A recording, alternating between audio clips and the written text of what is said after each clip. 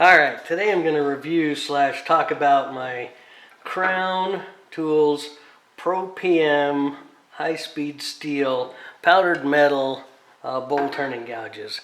They were the exact same gouge when I got them at the store, and I bought the blunt grind for both of these, and then I turned one of them into an Ellsworth or a swept-back grind. And you can see I've had the swept-back one for quite a while. So originally the steel was probably 10 inches long, because the one on the left I haven't used that much, or it's a lot newer. And the one on the right I'm down to 8.5 inches, but I still have a long way to go. So spending extra money and buying a really good tool, it'll last a long time. The handle itself is 16 inches around. It's got kind of a bulb right here. They're really easy to hold on to. They're easy to use.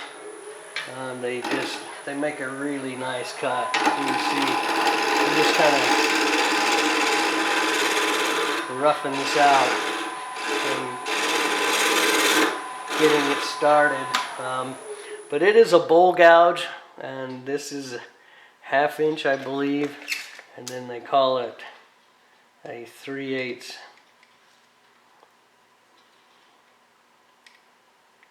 No, that's 5/8 in diameter, and so then it's a 1/2 inch across here. So they call it a 1/2 inch bowl gouge because this groove is a 1/2 inch and it's 5/8 around in diameter on the steel. It's really strong. They hold their edge for quite a long time.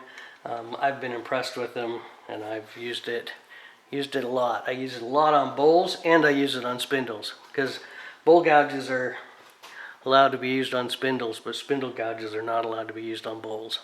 So I hope that gives you a feel for this tool and what it looks like and how I've had great success with it.